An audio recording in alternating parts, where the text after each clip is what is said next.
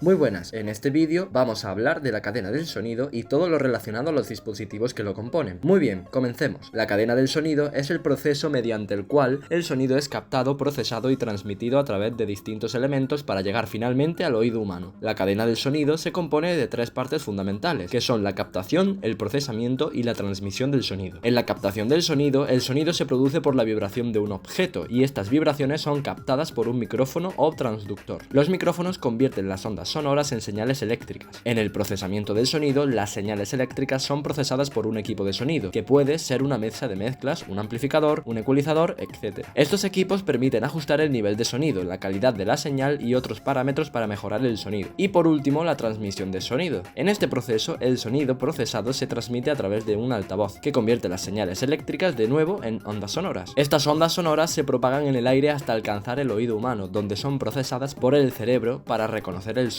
Hoy en día, los dispositivos que operan con niveles de línea son activos y transmiten una cantidad de potencia casi despreciable. La transferencia de señal se ha reducido exclusivamente al voltaje, de ahí que el término fuente de voltaje haga referencia al sistema de transmisión entre dispositivos con nivel de línea, es decir, a la impedancia entre ambos dispositivos. Una fuente de voltaje es capaz de transferir una señal casi sin pérdidas, siempre que la impedancia de salida sea muy baja en comparación con la del receptor. Es muy importante la diferencia entre las pérdidas ocasionadas por la transmisión en señales de nivel de línea y de señales de nivel de altavoz. Las pérdidas en las conexiones de nivel de línea son las más sencillas de compensar, realizando un realce de ganancia de voltaje utilizando controles activos de nivel. El principal problema de esta amplificación es el aumento del ruido de fondo. La entrada es balanceada para rechazar el ruido que puede inducirse al cable. Estas conexiones utilizan dos señales y la tierra. Ahora voy a hablar sobre los parámetros dBu, dBV, RMS y PIC. Comencemos con el dBu. El valor dBu es una unidad de medida utilizada para representar niveles de voltaje en señales de audio. Esta unidad se refiere a decibelios en relación a una señal de referencia de un microvoltio, es decir, 0 dBu representa una señal de 0,775 voltios de amplitud. La unidad de medida dBu se utiliza para medir niveles de señal de audio y para especificar la cantidad de entradas y salidas de equipos de audio. Es importante tener en cuenta que la escala dBu es una escala logarítmica, lo que significa que cada aumento de 6 dBu representa una duplicación en la amplitud de la señal de audio. Ahora hablemos sobre el dBV, que es bastante similar al dBu. dBV se refiere a decibelios en relación a una señal de referencia de un voltio, es decir, 0 dBV representa una señal de un voltio de amplitud que es la misma amplitud que una señal de referencia de un voltio. Esta unidad de medida, al igual que el dBV también se utiliza para medir niveles de señal de audio y para especificar la capacidad de entrada y salidas de equipos de audio. Sigamos con el valor RMS. El valor RMS se traduce como el valor eficaz de la señal de audio. El valor eficaz se calcula tomando la raíz cuadrada de la media de los valores al cuadrado de la señal en un periodo de tiempo determinado. Esta medida proporciona un valor que se puede utilizar para describir la amplitud de una señal de corriente alterna en términos de su potencia real, en lugar de su amplitud instantánea. También se utiliza para determinar la potencia real que se está entregando a un altavoz, lo que puede ser útil para asegurarse de que se está utilizando la potencia adecuada para el altavoz y evitar daños a largo plazo. Vamos con el valor PIC. El valor PIC es una medida utilizada para describir el nivel máximo de una señal eléctrica, en nuestro caso una señal de audio. En una señal de audio, el valor PIC se utiliza para describir el nivel máximo de amplitud que se está entregando a un altavoz o auricular y se puede medir en diferentes unidades como voltios o decibelios. Es importante distinguir el valor PIC del valor RMS, que se utiliza para describir la potencia real de una señal de audio. Vamos ahora con el valor THD. Total Harmonic Distortion. El valor THD representa la relación entre la energía de los armónicos presentes en una señal y la energía de la señal fundamental. Los armónicos son múltiplos de la frecuencia fundamental de una señal y pueden ser generados por dispositivos electrónicos o sistemas eléctricos. La presencia de armónicos en una señal puede causar distorsión, lo que puede afectar la calidad de la señal. El valor THD se expresa con un porcentaje y cuanto menor sea, mejor será la calidad de la señal. Un valor THD bajo indica que la señal tiene una distorsión baja y una mayor fidelidad a la señal original. Veamos ahora la relación señal-ruido. SNR. Podemos definir la relación señal-ruido como la diferencia entre el valor instantáneo de la señal de interés en un momento dado y el ruido que posee el formato o ambiente en el que se está valorando. Cuanto mayor sea la relación señal-ruido, mayor será la calidad de la señal. El SNR se utiliza en diversas aplicaciones, como en la transmisión de señales de radio y televisión, la grabación de audio y vídeo, la medición de señales en sistemas electrónicos, etc. En estas aplicaciones, un SNR alto es deseable, ya que significa que la señal es más fuerte y más clara, lo que permite una mejor calidad de transmisión, grabación o medición. Sigamos con el gain. Gain es un término que se utiliza para describir la cantidad de aumento que se produce en una señal al pasar a través de un sistema o dispositivo. El gain se mide como la relación entre la amplitud de la señal de salida y la amplitud de la señal de entrada, y se expresa en decibelios. La diferencia entre el gain y el trim es la siguiente, ya que para definir el trim creo que es mejor diferenciarlo para verlo mejor. Aunque las dos funciones parecen tener casi el mismo efecto, en un control de volumen la atenuación se logra dividiendo el voltaje de entrada a un amplificador o preamplificador con ganancia fija, por medio del control de volumen. El término trim, que podría traducirse principalmente como ajuste y que puede ser un control de volumen o de ganancia, se refiere a que a diferencia del gain, el trim es un pequeño ajuste de amplitud de señal. Veamos qué es el volumen. El volumen es un término que se utiliza comúnmente para describir la intensidad del sonido en un sistema de audio. Se refiere a la amplitud de la señal de audio y se mide en decibelios. El volumen se controla mediante un control de volumen, ya sean faders o potenciómetros, que ajusta la amplitud de la señal de audio que se está reproduciendo. A medida que el control de volumen se ajusta, la amplitud de la señal de audio se aumenta o se disminuye, lo que se traduce en un aumento o disminución en el nivel de sonido. Es importante tener en cuenta que el volumen no es lo mismo que la calidad del sonido. Aunque un mayor volumen puede hacer que el sonido sea más fuerte, también puede aumentar la distorsión y afectar la calidad de la señal de audio. Por esta razón, es importante ajustar el volumen a un nivel adecuado para el sistema y entorno de audición. Veamos ahora la respuesta en frecuencia de los dispositivos. La respuesta en frecuencia describe la amplitud de la fase de la señal de salida en función de la frecuencia de la señal de entrada. En un sistema de audio, la respuesta en frecuencia se refiere